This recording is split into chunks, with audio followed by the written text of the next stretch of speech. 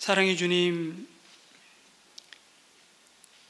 이 시간도 생명의 말씀을 듣습니다. 우리 영혼이 잠자고 있다면 성령 하나님 깨우시고 우리가 듣고 싶은 말씀, 그 말씀이 아니라 하나님 우리에게 꼭 들려주시고자 하시는 그 말씀을 귀 기울여 듣고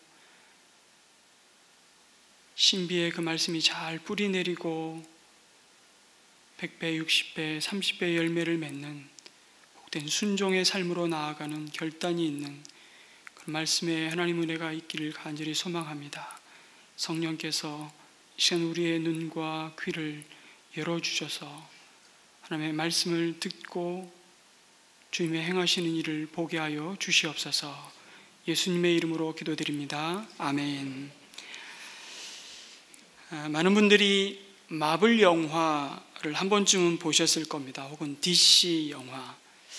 그게 뭐야 하는 분들이 혹시 계실지 모르겠는데요. 마블 영화, DC 영화라는 시리즈 영화들이 계속 만들어지고 있습니다. 그 영화에 등장하는 주인공인 초인적인 영웅들의 이름을 말씀드리면 나도 봤어 아마 그렇게 말씀하실 겁니다. 그 주인공들 이름 한번 말해볼까요? 스파이더맨, 아이언맨, 헐크, 여기까지는 아시죠? 근데 토르라는 또 인물이 나옵니다. 시리즈이기 때문에 이걸 시리즈로 봐야 돼요. 그 다음에 이제 DC라는 영화가 있습니다. 이 만든 회사가 다르다는 거예요. DC의 이 영웅들은 슈퍼맨, 배트맨 다 맨으로 갑니다. 원더우먼, 아쿠아맨.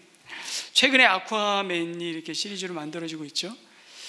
영화를 처남하고 종종 자주 보러 갑니다. 둘 다 심심해서 할 일 없을 때 처남이 자꾸 이제 외로워하기 때문에 제가 처남을 끌고 영화를 보자고 해서 교제를 하는데요. 이렇게 3번씩 보다 보면 이 영화의 이런 주인공들이 참 악당하고 싸우는 장면을 봅니다. 아무리 두들겨 맞아도 또 일어서고 이제 끝났구나 그러면 또 살아나고, 이건 뭐 보다 보면 어차피 안 죽을 건데 도대체 왜 싸우는 거야 그런 생각이 듭니다. 주인공들에게 이제 더 이상 희망이 없다고 생각되는 순간에 또 놀라운 반전이 일어나고 또다시 끄떡없이 살아나는 장면이 계속 이어집니다. 초인적인 힘을 가진 그들을 보면서 막 흥분을 하죠. 그러면서 우리가 다 그런 슈퍼맨, 슈퍼우먼이 되고 싶은 갈망을 대리만족시켜주는 판타지에 빨려 들어가서 이 고달픈 현실을 잠시 잊어보고 싶은 것은 아닌지 모르겠습니다.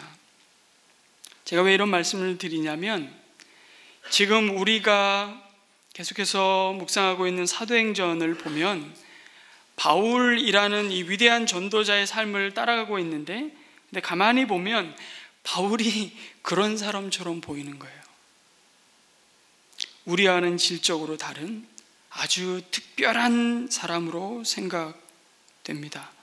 같은 예수님을 믿는데 나는 감히 흉내낼 수 없는, 별로 따라하고 싶지 않을 만큼 정말 초인적인 전도자의 삶을 보여줍니다.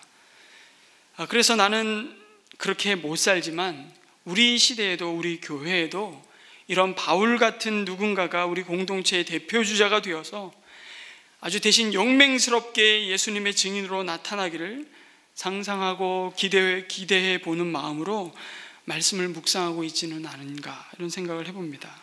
그런데 여러분, 바울은 오늘 말씀에 고린도를 방문하면서, 그리고 그가 나중에 고린도 교회에 편지를 쓰면서 자신을 통해 이 십자가의 복음이 어떻게 증거되었는지를 말씀합니다. 그것은 바로 질그릇 같은 내 안에 보배 되신 주님의 능력으로 이 복음이 선포되었다고 말합니다. 여러분, 정말 여러분에게 귀중한, 이건 누구에게도 보여주고 싶지 않을 만큼 귀중한 보물이 있다면 여러분 그것을 어디에 보관하십니까?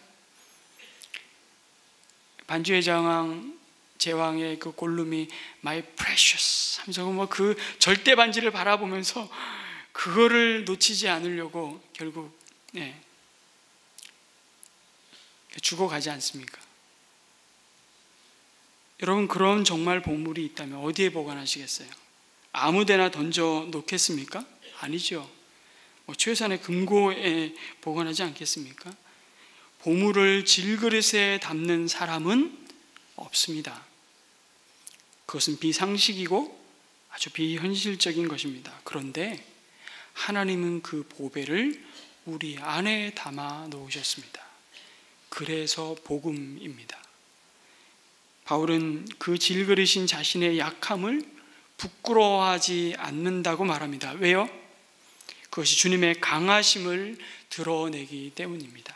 나의 강함이 아닌, 나의 잘남이 아닌, 나의 영광이 아닌 정말 깨지기 쉬운 질그릇 같은 내 안에 보배 대신 주님의 영광과 강함이 드러나는 통로라는 사실을 바울이 기억하는 겁니다.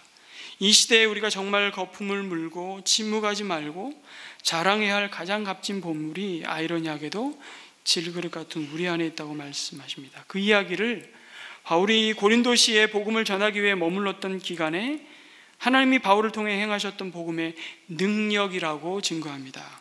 여러분, 바울이 지금 2차 전도 여행 중에 가장 오랜 기간을 어디에서 머물렀냐면 이 고린도에서 머물렀습니다. 고대 철학이 꽃피었던 도시국가 아테네를 거쳐서요, 바울은 고린도를 향했습니다. 그런데 고린도에 머물던 사도 바울에게 하나님께서 환상 가운데 말씀하셨습니다. 오늘 9절 말씀에 보니까 무서워하지 말아라, 잠자코 있지 말고 끊임없이 말하여라, 이렇게 말씀합니다. 왜 무서워하지 말라고 말씀하시죠? 무서워할 만한 상황이 지금 벌어지고 있기 때문입니다. 그를 둘러싼 환경일 뿐만 아니라 그 내면의 깊은 곳에 두려움과 낙심이 찾아왔는지 모르겠습니다. 도대체 뭘 이렇게 힘주어서 두려워하지 말고 침묵하지 말고 멈추지 말고 말하라고 주님이 요구하시죠? 오늘 본문 5절에 있는 대로 예수가 그리스도라고 밝히 말하는 것입니다. 예수 그리스도만이 유일한 주이시며 예수 그리스도만이 우리의 유일한 구원자이시다, 그런 뜻이죠. 그것을 두려워하지 말고 잠자코 있지 말고 힘써서 말하라는 것입니다. 아니, 지금까지 바울이 그 말을 안 한 게 아닙니다. 그런데 이 복음을 전하는 일에 거칠 것이 없었던 사도 바울에게 이 복음에 대한 열정을 빼앗아가는 두려움이 찾아왔습니다. 어떤 상황 속에서 바울이 여기까지 오게 되었는지를 잠시 살펴본다면 바울의 이러한 마음을 조금은 이해하게 됩니다. 여러분, 사도 바울이 마케도니아 지방의 여러 도시들을 거쳐서 이제 남부 지방 아가야의 도시들을 방문하면서 복음을 증거했습니다. 이 그리스 지도를 보시면 남북으로 나누어져 있고요, 이 반도와 반도를 이어주는 그 얇은 개미 허리 같은 지역에 고린도라는 도시가 있습니다. 여러분, 아테네가 이 아가야의 수도라고 생각하시고, 이 당시의 수도는, 아가야의 수도는 아테네가 아니고 고린도였습니다. 고린도가 훨씬 번성한 도시국가였고요, 여기서 복음을 전하게 되는데 그 중에서 먼저 아테네를 방문하죠. 헬라 철학이 꽃을 피웠던 도시였습니다. 헬라를 대표하는 많은 지성인들이 앞다투어 지식을 자랑하고 숭상하는 곳이었습니다. 또한 그들은 종교심이 남달랐다고 말합니다. 바울의 입장에서 보면 한마디로 그들은 복음을 전하기에 정말 구미에 당기는 사람들이었습니다. 자기하고 코드가 딱 맞는다라고 생각했을 수 있습니다. 여기서는 그동안 그 마케도니아 지방에서 지나쳐온 빌립보, 데살로니가에서처럼 바울의 신변을 위협하는 유대인들의 그 사나운 공격도 없습니다. 이 분위기로 볼 때 복음의 열매가 풍성하게 맺혀질 것에 대한 기대가 바울에게 가득했을 겁니다. 그래서 17장 23절에 보면 이 아테네 사람들에게 바울이 이렇게 얘기합니다. 내가 다니면서 여러분이 예배하는 대상들을 살펴보는 가운데 알지 못하는 신에게라고 새긴 제단도 보았다. 그러므로 나는 여러분이 알지 못하고 예배하는 그 대상을 여러분에게 알려드리겠습니다라고 아주 자신만만하게 말합니다. 그런데 아테네에서의 전도 사역은 바울의 예상과 다르게 풍성한 열매를 거두지 못합니다.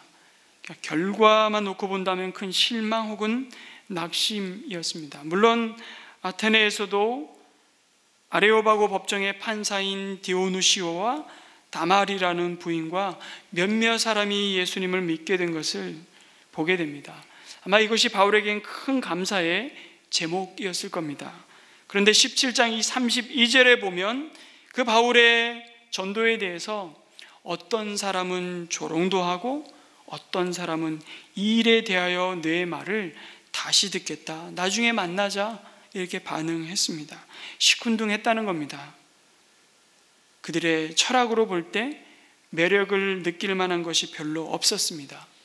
바울이 그동안 복음을 전하면서 핍박받은 것을 생각하면 그들의 이런 반응은 굉장히 신사적인 것입니다. 그런데도 바울은 아테네에서의 사역 이후 그의 전도 여행에 커다란 상심과 위축을 경험한 것 같습니다. 아마도 계속되었던 육체의 핍박과 고난으로 그의 몸은 쇠약할 대로 쇠약해졌을 겁니다. 뿐만 아니라 요즘 말로 얘기하면 정신적으로도 바울은 멘붕 상태를 경험했는지 모르겠습니다. 마음의 피곤이 몰려왔습니다. 아테네에서의 전도 사역에 기대했던 것과는 너무 다른 결과를 받아들이고 바울이 고린도라는 도시로 들어갑니다. 그런데 고린도라는 또 다른 환경과 상황을 맞닥뜨리면서 바울의 마음이 지금 두려움과 침묵에 사로잡히고 맙니다. 어쩌면 2차 전도 여행에 있어서 가장 큰 영적 위기가 바울에게 찾아온 것이었습니다. 여러분, 고린도라는 도시가 어떤 도시였습니까? 제가 작년에 고린도를 방문을 했습니다. 500m 산을 중심으로 그 도시가 해변으로 형성이 되어 있고 옛날 고대 고린도의 그 유적들이 쫙 이렇게 관광지로 개발이 되어 있더라고요. 그것을 보고 와서 이 말씀을 묵상하니까 좀 더 입체감 있게 말씀이 묵상이 되었는데요. 고린도는 한 도시 안에 동쪽과 서쪽에 항구를 2개나 둘 만큼 상업이 번창한 정말 부유한 도시였습니다. 무역이 번성해서 돈이 넘쳐나는 곳이죠. 그래서 한마디로 고린도에서는 돈 자랑하면 푼수가 되는 도시였습니다. 그리고 돈의 힘이 있는 곳에 늘 따라다니는 쾌락이 온 도시를 뒤덮고 있는 화려함과 환락이 숭배되는 곳이었습니다. 그것을 바다의 신 포세이돈과 미의 여신 아프로디테, 일명 비너스라는 신전을 세워놓고 숭배했습니다. 그 500m 산 정상에 아프로디테 신전이 있었다고 합니다. 지금은 그 꼭대기에 동방정교 수도원이 있는 곳으로 제가 들었는데요. 종교의 이름으로 쾌락이 행해졌습니다. 아프로디테 신전에 1000여 명의 여사제가 있었는데 말이 좋아서 사제지 그녀들은 신전이 고용한 매춘부였습니다. 도시 전체가 음란으로 뒤덮였던 거죠. 그래서 고린디언 이러면 사전적 의미는 고린도식의 고린도 양식, 건축 양식의 고대 3대 양식이 그 중에 하나가 고린도 양식이 들어갑니다. 그만큼 문화가 꽃을 피웠고 건축의 그 양식이 그 헬라 세계의 기준이 될 만큼 뛰어난 자부심을 갖고 있었던 도시였습니다. 그런데 이 고린디언이라는 이 의미에 다른 의미가 있어요. 음란하고 방탕한, 특별히 돈이 많이 드는 취미 생활을 하며 사치하는 남봉꾼들을 의미했습니다. 그리고 고린도인처럼 행동한다는 것은 매춘한다는 의미로 통했습니다. 여러분, 로마서 1장에 보시면 하나님을 그 마음에 두기 싫어하는 사람들의 모습을 기록해주고 있습니다. 그들이 어떠하다는 그들의 타락상을 구체적으로 묘사하는 단어들이 계속 나옵니다. 읽어보면 이렇습니다.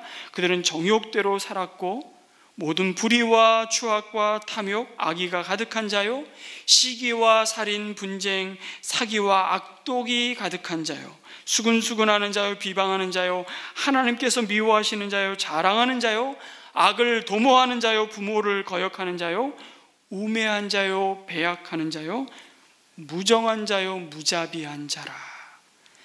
여러분, 이 타락한 이방인들의 심각한 죄의 현실을 고발하고 있는데요, 이 모델이 누구였을까요? 답을 알려드렸잖아요. 이 모델이 누구였을까요? 고린도인들이었습니다. 바울은 바로 그 고린도에서 로마에 있는 성도들에게 편지를 써서 보냈습니다. 그것이 로마서입니다. 여러분, 너무나 추상적인 단어들이 쫙 숨가쁘게 나열되어 있어서 감이 안 오시는 것 같은데요, 이 모습을 우리는 매일 일일 드라마에서 보고 있습니다. 막장 드라마까지 갈 필요도 없어요. 이건 드라마 한 편만 보면 다 등장합니다. 하나님을 등지고 사는, 내가 내 삶의 주인이 되어 내가 하고 싶은 것을 하고 사는 모든 휴먼 드라마가 만들어낸 삶의 열매들이 다 이렇다는 것입니다. 그런 도시로 지금 바울이 들어가면서 그 마음이 어땠을까요? 고린도전서 2장 3절에 그 바울의 마음을 이렇게 고백합니다. 약하고 두려워하고 심히 떨었다. 왜 그가 약하고 두려워하며 심히 떨었을까요? 지성적인 사람들, 아주 종교적인 사람들이 사는 아테네에서도 내가 복음을 전하는 것이 결코 쉽지 않았는데, 이 고린도에 와보니까 정말 엉망인 겁니다. 흥청망청 놀아대는데 난잡하기가 말로 할 수 없는 겁니다. 이 도시의 타락상과 자기 만족을 추구하는 것이 최고의 미덕이요 가치라고 믿는 그 땅을 바라보면서 바울이 이렇게 생각했던 것 같아요. 도대체 이 도시에서 예수는 그리스도라는 이 복음을 전한다는 것이 가능할 것인가? 이들이 정말로 복음을 받아들일 수 있는 인간들일까? 그런 생각을 하면서 가슴이 먹먹하고 슬럼프에 빠졌던 것으로 보입니다. 어떤 상황에서도 주눅들지 않을 것 같은 바울에게도 아테네에서의 복음 전도와 그 영향으로부터 완전히 자유로울 수 없었습니다. 동시에 고린도라는 이 도시의 화려함과 돈의 힘과 쾌락에 찌든 문화는 복음을 전하는 바울의 마음을 심각하게 짓눌렀을 겁니다. 이런 음란과 퇴폐한 도시 문화는 복음의 여러분 큰 장벽으로 다가옵니다.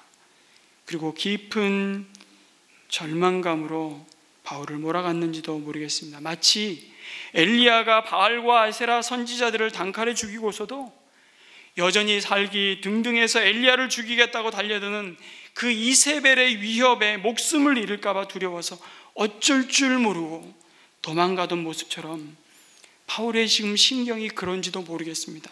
어쩌다 저 지경이 됐나? 정말 슈퍼맨 같은 굴하지 않는 바울의 모습이 어쩌다가 저 지경이 됐나? 여러분, 그렇게 생각되시는 분이 혹시 계십니까? 죽을 힘을 다해 누군가를 향해 복음을 전해본 경험이 없는 분일 가능성이 높습니다. 여러분, 누구나 그럴 수 있습니다. 여러분, 음란하고 퇴폐한 도시 문화는요, 분명히 복음의 큰 장벽으로 다가옵니다. 우리 사회를 보십시오. 여러분과 제가 지금 이 시대에 땅 밟고 사는 이 사회를, 여러분 지난주에 뉴스를 보셨습니까? 온통 도배가 되는 내용이 무엇입니까? 저는 이번 주에 하도 이 사람 이름 많이 들어가지고요, 정준영, 승리, 왜 이름이 승리예요? 하필이면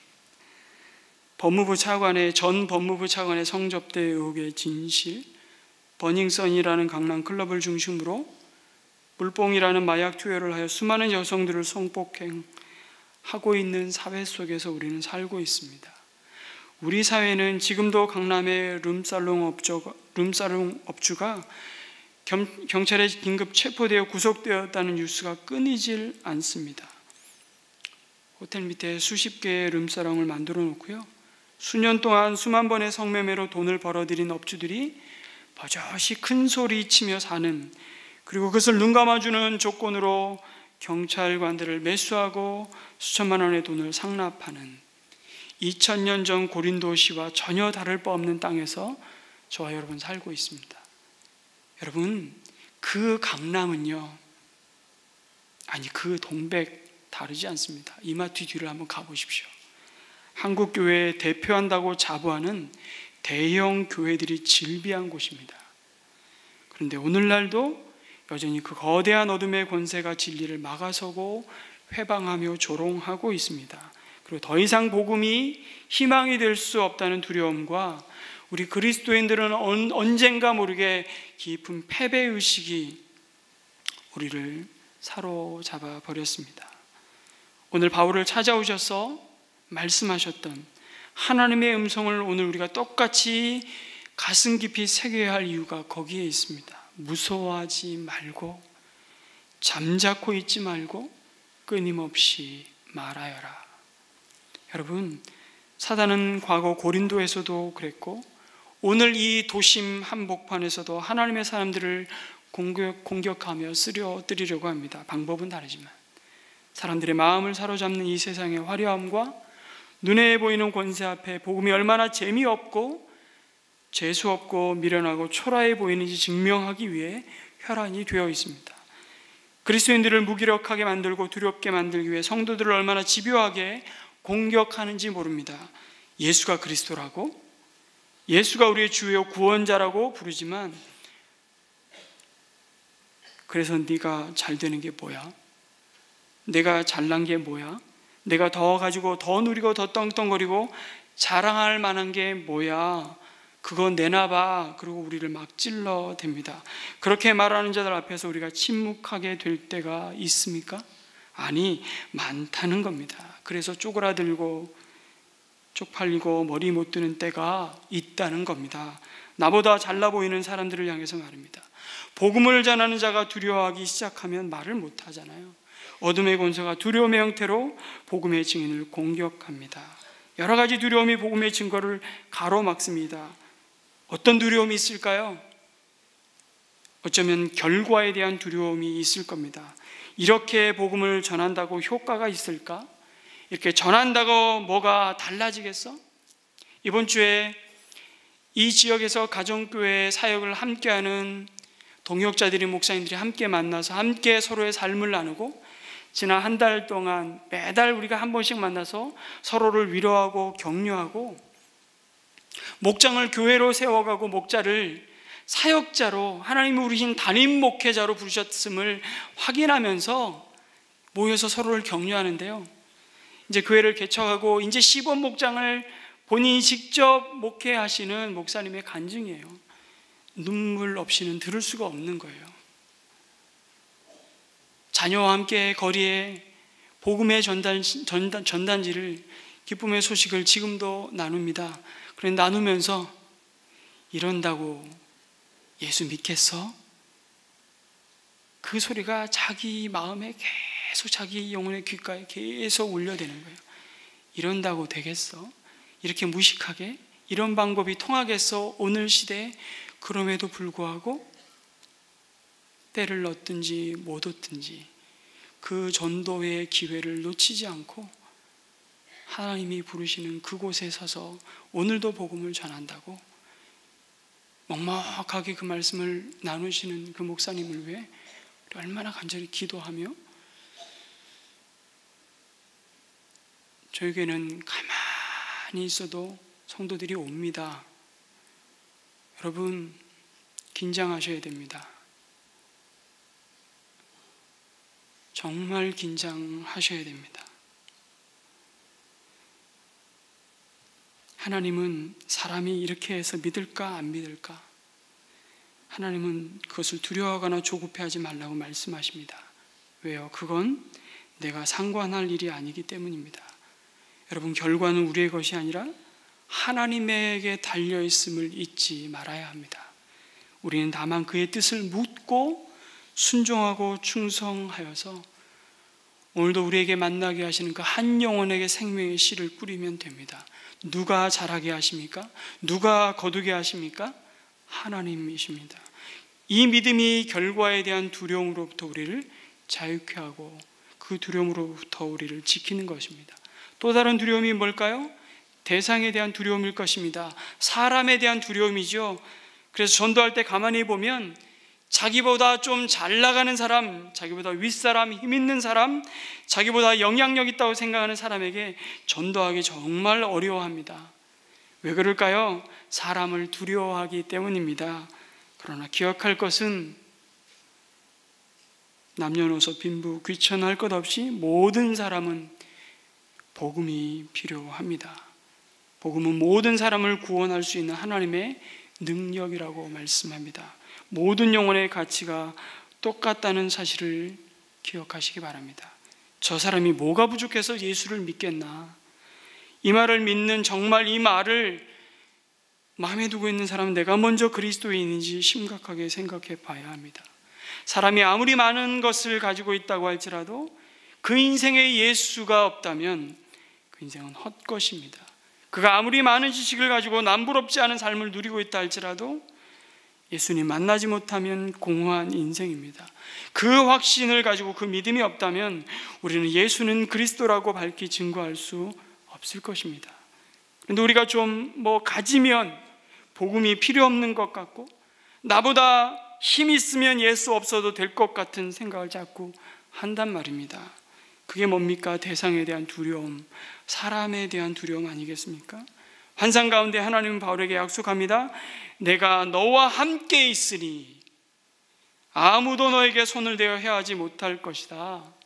담대하라, 두려워 말라. 그 바울을 그 어두운 땅에 홀로 두지 않으시고 그의 약함을 주의 강하심으로 덮고 계시다는 겁니다. 또 다른 두려움은 뭐겠습니까? 보복에 대한 두려움일 것입니다. 복음을 전하는 것 때문에 내가 원하든 원치 않든 나는 예수쟁이인 것을 노출할 수밖에 없습니다. 그리스도인이 아니라 예수쟁이로 말입니다. 기독교가 아니라 개독교라고 불리우는 수치스러움을 경험합니다. 그것 때문에 내 행동이 불편해집니다. 어디 가서 선생님 직업이 뭐세요? 저한테 가끔씩 이런 질문을 제가 받는 자리들이 있습니다. 저는 목사입니다. 당당하게 자신감 있게 이렇게 얘기를 합니다. 근데 그 사람의 얼굴은 벌써 낯빛이 변해 있습니다. 그런 종류의 인간이구나. 위선자. 그 눈빛을요, 몇 번씩 경험을 하다 보면요, 위축이 와요.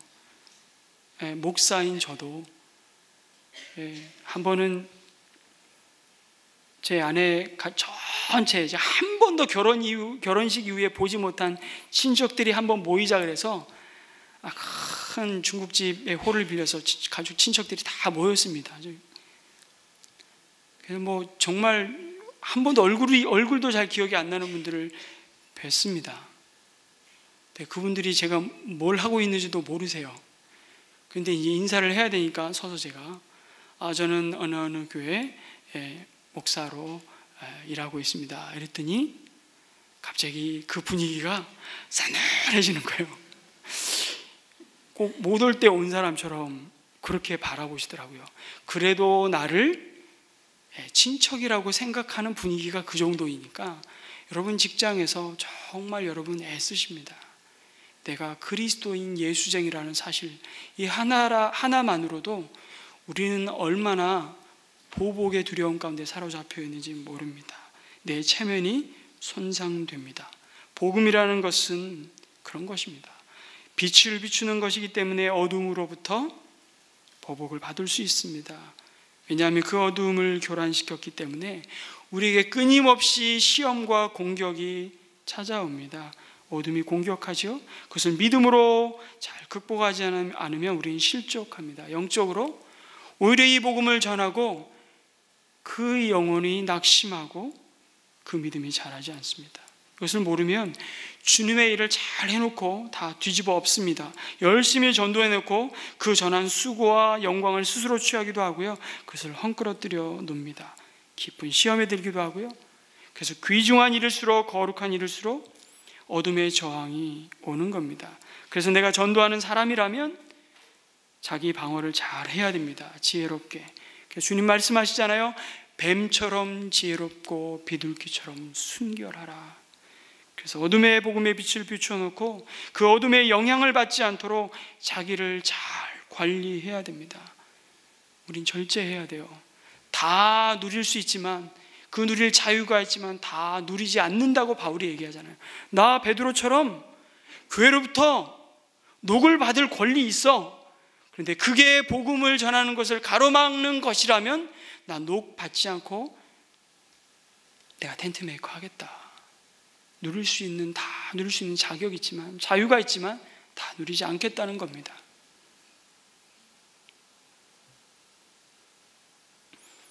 그래서 우리는 예수님을 전하면서 또 누군가를 정죄하는 태도를 가지시면 안 됩니다. 정죄하는 그것으로 나 역시 판단을 받을 것이기 때문입니다. 그래서 우리는 겸손과 사랑으로 섬기면서 예수가 그리스도라고 증거하는 것입니다. 그런다고 박수 쳐주지 않잖아요. 나팔 불지 않잖아요.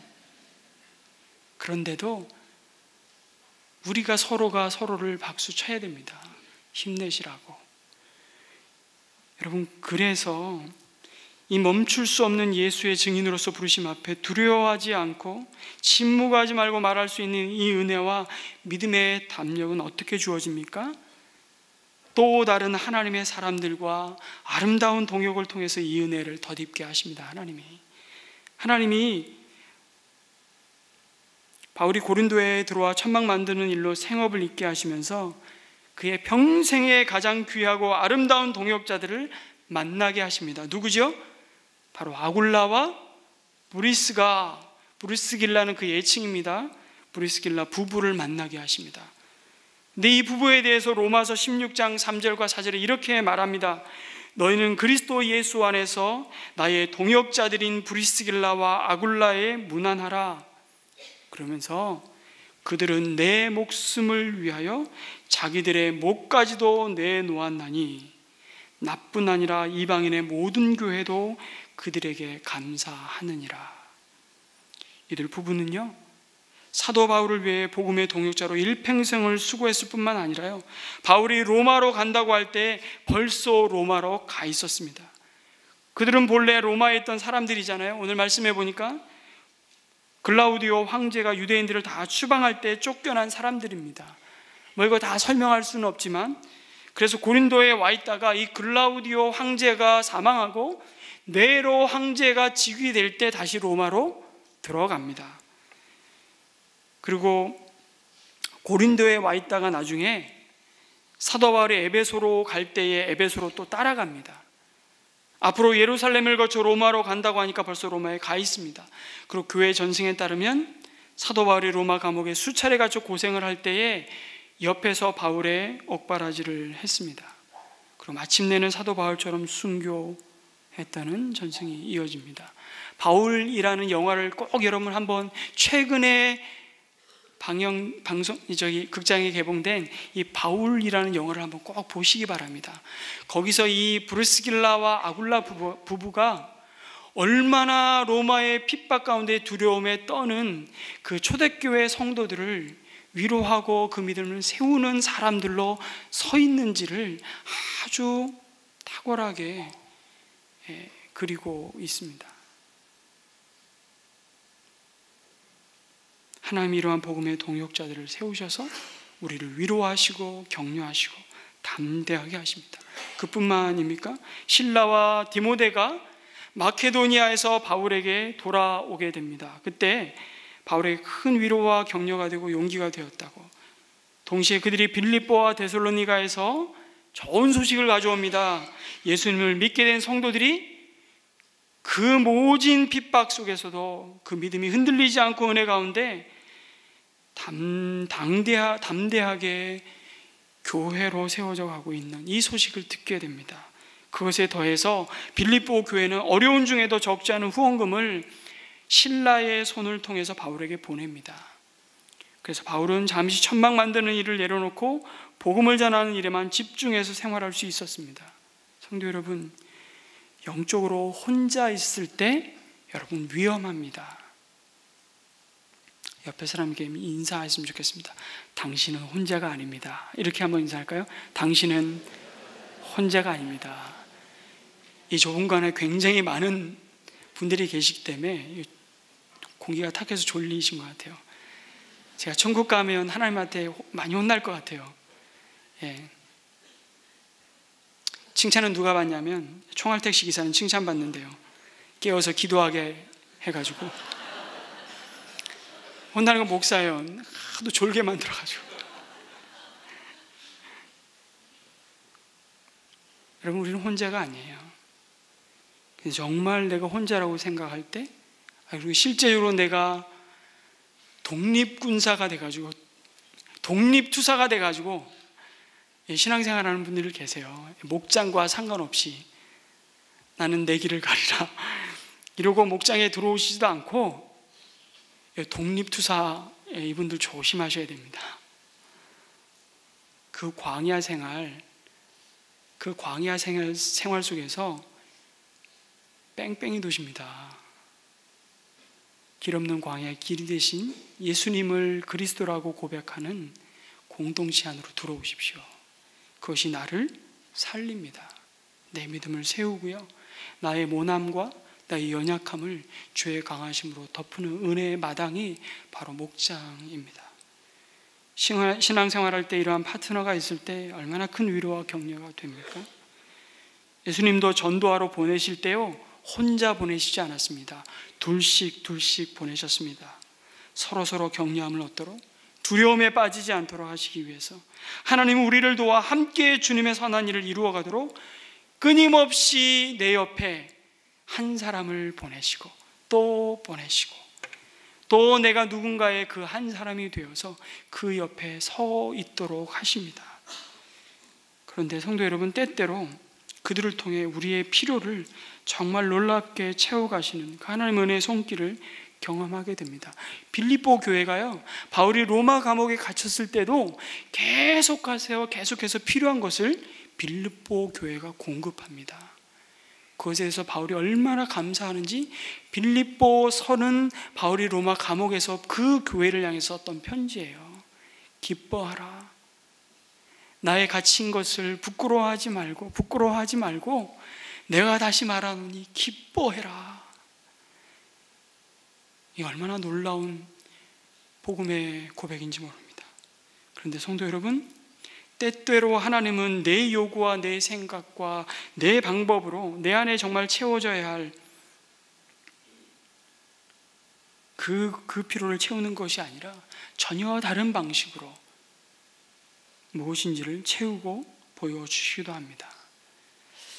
뉴욕의 신체장애자 회관에 적힌 시를 여러분에게 읊어드리겠습니다. 나는 하나님에게 나를 강하게 만들어 달라고 부탁했다. 내가 원하는 모든 걸 이룰 수 있도록. 하지만 하나님은 나를 약하게 만들었다. 겸손해지는 법을 배우도록. 나는 하나님에게 건강을 부탁했다. 더 큰 일을 할 수 있도록. 하지만 하나님은 내게 허약함을 주셨다. 더 의미 있는 일을 하도록. 나는 부자가 되게 해달라고 기도했다. 행복할 수 있도록. 하지만 난 가난을 선물 받았다. 지혜로운 사람이 되도록. 나는 재능을 달라고 간구했다. 사람들의 찬사를 받을 수 있도록. 하지만 난 열등감을 선물 받았다. 하나님의 필요성을 느끼도록. 나는 하나님에게 모든 것을 부탁했다. 이 삶을 누릴 수 있도록. 하지만 하나님은 나에게 삶을 선물했다. 모든 것을 누릴 수 있도록. 나는 내가 기도한 것을 하나도 받지 못했지만 내게 필요한 모든 것을 선물 받았다. 나는 작은 존재임에도 불구하고 하나님은 내 무언의 기도를 다 들어주셨다. 모든 사람 중에서 나는 가장 축복받은 자이다. 바울은 이 고백을 고린도에서 질그릇 같은 내 안에 보배가 되신 주님이라고 고백했던 것입니다. 성도 여러분, 우리가 또한 하나님의 말씀에 사로잡힐 때 우리는 두려움에 사로잡히지 않고 담대히 복음을 증거할 수 있을 것입니다. 오늘 4절 말씀에 보니까 바울은 오직 말씀을 전하는 일에만 힘을 썼다고 증거합니다. 그런 환경이 되었기 때문에 그런 것이 아니고, 이 말은 바울이 더 깊이 하나님의 말씀에 사로잡히고 포로가 되었다는 것입니다. 아테네에서는 바울이 우상이 가득한 것을 볼 때 그 마음속에 분이 가득하여 나아갔습니다. 그런데 고린도에 와서는 그 마음이 하나님의 말씀에 사로잡혔다고 말씀합니다. 고린도전서 2장에 보니까 성령의 나타남과 능력으로 내가 복음을 담대히 증거했다고 고백합니다. 철학이 아니라 복음을 전했고, 변론한 것이 아니라 선포하게 되었다고. 우리가 주의 말씀 가운데 있고 말씀이 우리의 생각과 우리의 계획과 우리의 걸음을 인도할 때, 우리가 말씀에 온전히 매여 있을 때 우리는 의심과 두려움으로 쓰러지지 않을 것입니다. 우리가 하나님의 입에서 나오는 생명의 말씀의 꼴을 먹고 그 의의 말씀을 우리 삶에 붙들어 맬 때 우리의 믿음을 송두리째 흔들어 놓는 유혹과 때로는 다 원인조차 알 수 없는 낙심과 절망이 찾아올 때라도 우리 믿음은 무너지지 않을 것입니다. 하나님의 말씀에 붙잡힌다는 것이 무엇입니까? 무엇이 내 삶을 움직이고 세워가는 동력인가 원인인가, 그 질문으로 바꿔보십시오. 더 쉬운 질문으로요, 과연 예수님이라면 어떻게 할 것인가? 이 질문, 모든 상황 앞에 이 질문을 던져보십시오. 그때마다 하나님의 말씀인 성경이 무엇이라 말씀하고 있는가, 그것을 묵상하게 될 것입니다. 그런데 우리 속에 하나님의 말씀이 채워지지 않고 돈 생각으로 가득하다면, 죄송하지만 우리의 모든 판단은, 우리의 모든 결정은 돈에 힘이 가는 방향으로 내 삶은 움직이게 되어 있습니다. 그 안에서 어떤 옳고 그름은 문제가 되지 않는 겁니다. 오로지 그것이 돈이 되냐, 돈이 되지 않냐. 우리는 하나님의 말씀이 아니라 돈에 사로잡힌 사람이 될 때 모든 판단과 결정이 정말 이런 거죠. 투자 대비 효과가 있는 거냐, 결과를 얼마나 낼 것이냐, 그 효율성에 따라서 우리의 삶을 세워갑니다. 교회는 그런 곳이 아닙니다. 우리는 또한 자신의 경험과 재주와 지식에 붙잡혀 있을 때가 얼마나 많은지 모릅니다. 말씀이 내 삶을 붙든다는 것은 어려운 얘기가 아닙니다. 내 안에 거룩한 영이신 성령님이 함께 하시기에 그분의 감동으로 기록한 말씀을 생각나게 하시고, 우리가 하는 모든 행함과 선택과 우리의 범사가 그분의 마음을 의식한다는 것입니다. 그래서 여러분, 찜찜하면 그 길을 가지 말아야 합니다. 뭔가 불편하면 하고 싶은 말을 다 하지 않는 겁니다. 왜요? 내 안에 성령이, 성령의 법이 내 삶을 오늘도 말씀으로 붙들고 있기 때문에 그렇습니다. 우리가 누릴 수 있는 자유가 있지만 다 누리는 자리에 서지 않는 겁니다. 모든 순간마다 우리는 이 씨름을 말씀에 붙들려서 하는 것입니다. 그럼 마지막으로 우리가 위축되지 않고 멈출 수 없는 증인으로의 부르심에 순종할 수 있는 길은 이것입니다. 하나님의 마음, 그 하나님의 보시는 그 눈으로 세상을 볼 때 그것이 가능합니다. 오늘 하나님은 바울에게 환상 가운데 아주 중요한 말씀을 주십니다. 10절입니다. 이 도시에는 나의 백성이 많다. 이 도시에는 누구의 백성이요? 나의 백성이 많다. 이 말씀은 엄청난 하나님의 비전입니다. 여러분, 아직은 이 고린도 사람들이 안 믿어요. 그리고 이 성의 백성들의 삶이 엉망진창입니다. 그러나 그 속에 이 사람들 가운데 장차 하나님의 백성이 될 사람들이 많다는 겁니다. 그들은 지금 향락에 물들어 있고 돈도 많고 뭔가 부족한 것이 전혀 없어 보입니다. 그러나 그들의 영혼 깊은 곳에는 복음에 대한 갈증과 소망이 간절하다는 겁니다. 고린도의 죄 많은 사람들을 보시면서 하나님이 하신 말씀입니다. 이 도시에 내 백성이 많으니라. 얼마나 감사한 말씀입니까?